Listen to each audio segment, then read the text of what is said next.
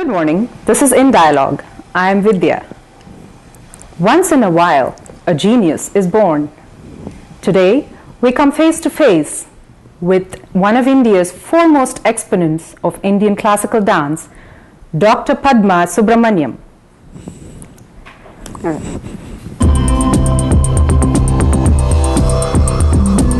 Why do you call it Bharatanatyam? Because, if I call it Bharatanatyam, it has a certain format, like you have alaripu, you have certain items, and you have certain adavus, the movements. Mine is not coming into that framework alone. It has something else. I'm not avoiding the basis of Bharatanatyam. That's not what I'm doing. But I've enlarged the framework of this tradition, so I don't want my audience to be confused. You are sometimes criticized to over-dramatize on the roles that you portray, and people say that it is done for the entertainment value of the dance. How do you react to such criticism? Don't you think dance must entertain? Absolutely. It's a silly way of thinking. Anything must be entertain.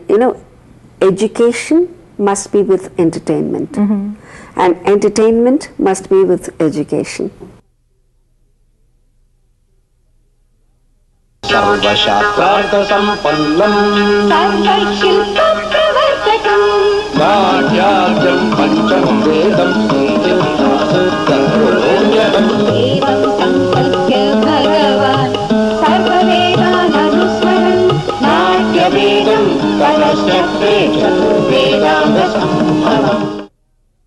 You are also a trained musician and compose a lot of pieces for your dance dramas. I was wondering if you could tell us how important you think music knowledge is to a dancer. Well, I think it's a must. If you want to be really a good, a committed Indian classical dancer, I think you have to be a musician too. These two go together. Yes. Otherwise, there is something that is lacking. You can be a perfect dancer, you can move your limbs, but there is something called a total synchronization of the music, movement and mood. The 3 M's, as I call. And for this you have to be a musician. And if you think of the greatest of Bharatanatyam dancers like Bala Saraswati, for example, I mean, even as a teenager, I used to sit and watch her perform her abhinaya and would wait for her to sing. Sometimes she will sing 1 or 2 phrases and you will be suddenly transported to heaven. So she was able to be so great in abhinaya because she was such a great singer. True.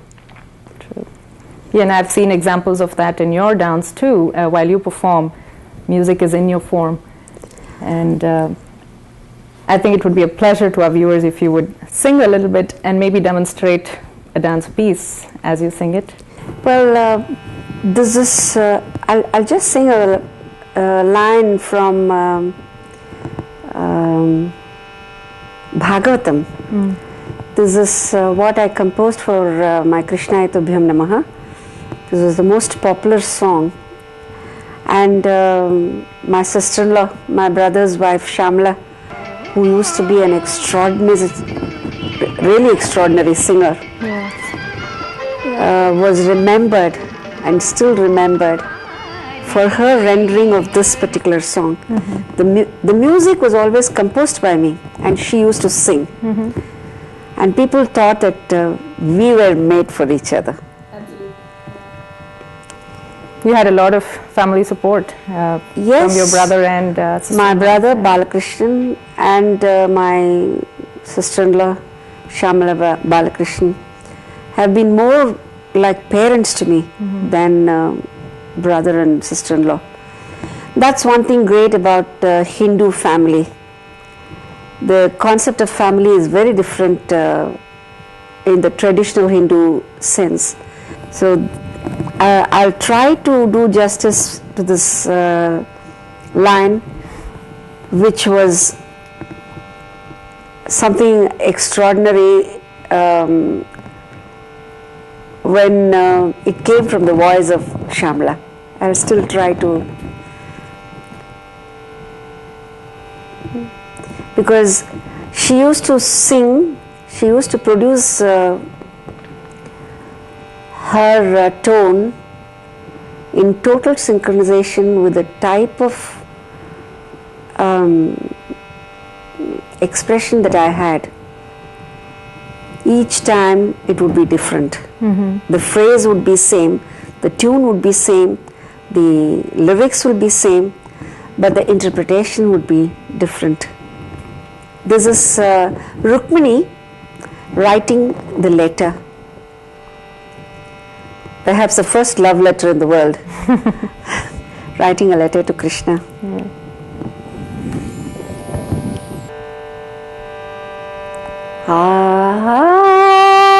Vishadi Chittam Apatrapam me Vishadi Chittam Apatrapam me Apatrapam me Tvai Achyuta Achyuta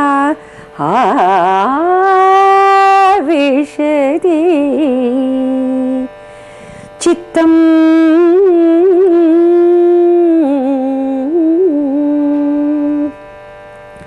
Shritva Gunan Bhuvana Sundara Shinvatam Te Nirvishya Karna Vivaraihi Haratonga Tapam Rupam Drisha Drishimata Agilartha Labam Tvai Achyuta Achyuta Vishadi Chittam.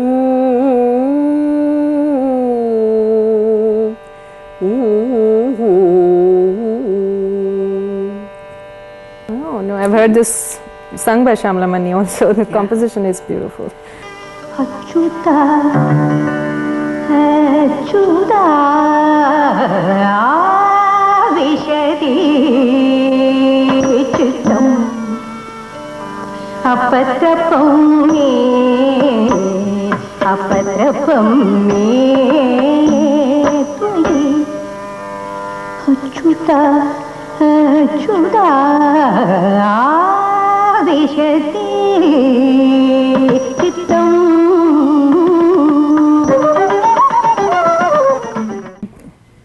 Coming to your teaching, you offer free training to many students in your organization, Nrityodaya institution, Nrityodaya in Chennai. How do you feel you're contributing by doing so?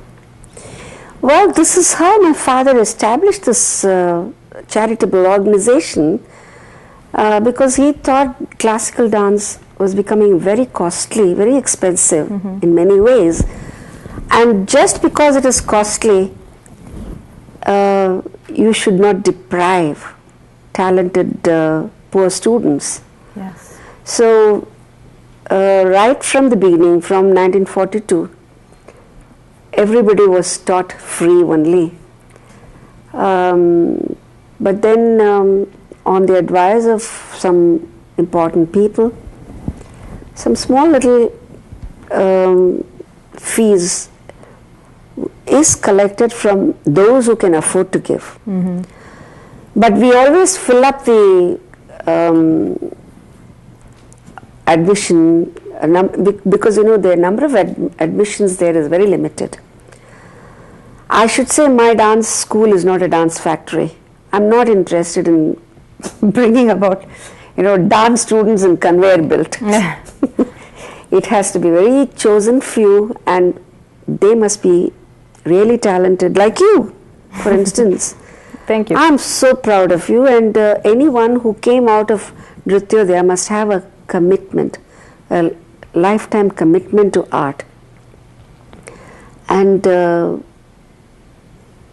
I feel so happy when people come up in life, and there are so many who have been daughters of bus conductors, masons, postmen. These children would have never been able to go to any big dance schools there.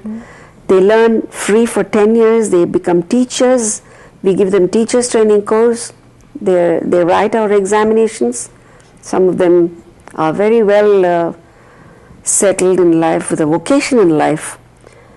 So this is how we have been training people, and my students are all over the world now. Welcome back, viewers. We're talking today to Dr. Padma Subrahmanyam. You are also known as the Queen of Humor, and many of the delineations of simple characters can be you can make it really funny. I'm going to... Well, it breaks monotony. True. I love to laugh. I tell you one thing, even at this age, if you give me a dozen video cassettes of films, my hands will first go to Laurel and Hardy. I love it. When you smile once, you are rejuvenated. You become younger. There are so many juices in your body which are secreted, which are healthy for you. And laughter is something which is given to human beings. A dog cannot laugh. A cow cannot laugh. Why don't you make use of laughter? You laugh, you make others laugh, and be happy about it. And hasya, which is one of the rasas, is very beautifully explained in our text. And this has to be there in between two very tense situations to ease your tension. And I do it with a psychological study of the whole thing, and I love it. And the audience does too. I'm going to ask you to demonstrate again the Kurati, which is your funniest, I must say. Well, Kurati is the gypsy girl. Yes. It's from a dance drama, and for the viewers, they should understand what a Kurati means. Kurati is the fortune teller. She's a tribal girl. She comes and reads the palm of the heroine and says that she'll marry the boy with whom she's in love. And she receives gifts, and the best gift that she loves to have, apart from all the jewels and saris and clothing, is the pan. It is a betel leaf which she chews. So I portray exactly how it is done. They take, this is how it is taken from the little pouch.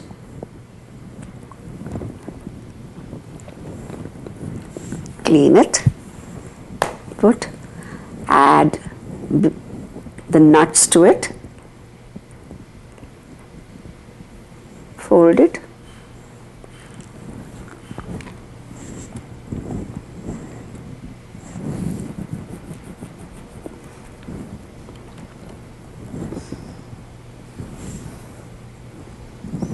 you know what it is, the lice. So there is a saying in Tamil that if you wear an attire to portray a dog, you have to bark. நாய் வேஷம் போட்டா கொலைக்கணும். So if you wear a Korati dress and if you are going to be dancing like Parvati or Shivakami, it's silly. You have to live the character. So, Yes, it has made a lot of audience members laugh. I've seen it myself. but it should be seen in that milieu, not in this attire. With the music and the costume. With the music, dance and costume and that setting. On a personal note, why didn't you marry? Well, that was my last thing that I could think of in life, because I was committed to my work and there was no distraction in my life.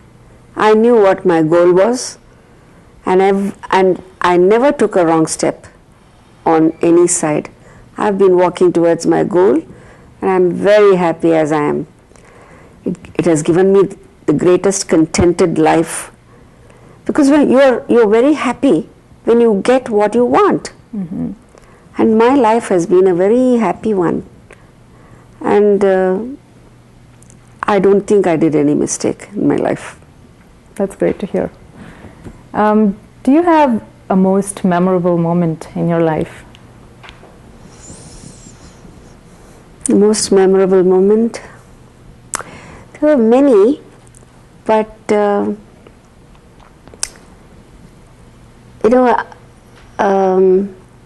after nearly 20 or 30 years of doing research in the Karanas and Bharati Shastra, as I told you, the greatest saint of last century, the sage of last century, Kanchi Shankaracharya, asked me to design a new set of 108 dance sculptures of Lord Shiva and Parvati for a temple that he built.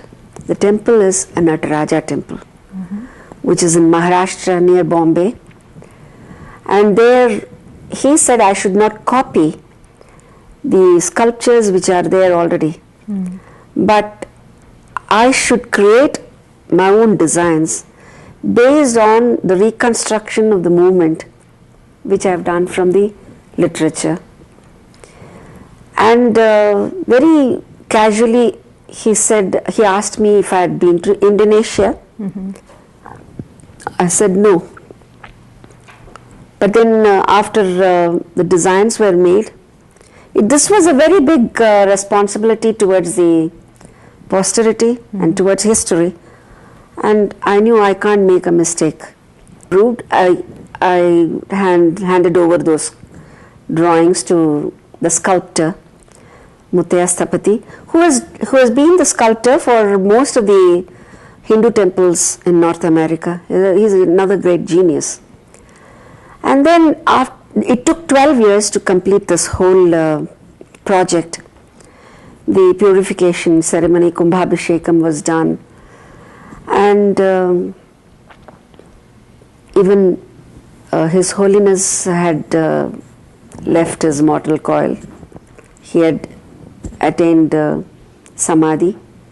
After that I went to Indonesia, and there I discovered another set of Karana sculptures, and I photographed them and came back, and an Italian archaeologist, her name is Dr. Alessandra Ayer, she came to me through the British Academy from London. She is a lecturer in archaeology. She came to work for her postdoctoral research on Natya Shastra in Indonesia. She was with me for 10 months, and she discovered, in fact, I should give her the credit. It was she who discovered the amazing similarity between my designs for Satara temple and the 9th century Karana sculptures of Indonesia.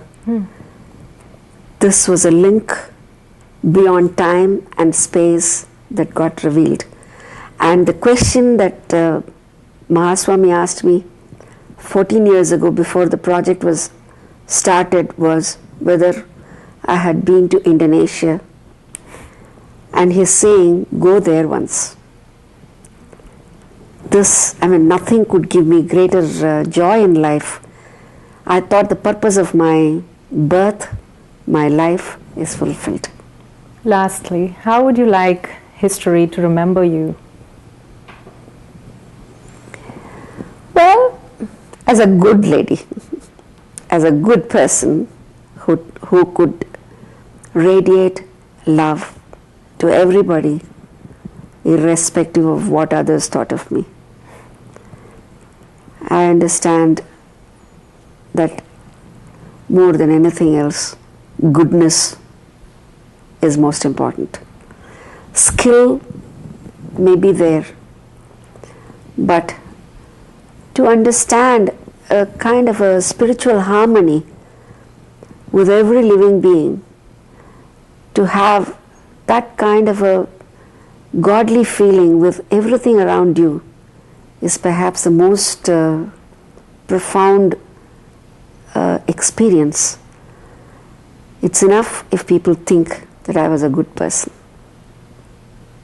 Well, it's been an immense pleasure talking to you, Dr. Padma Subrahmanyam. Thank you very much for being on our program. Thank you.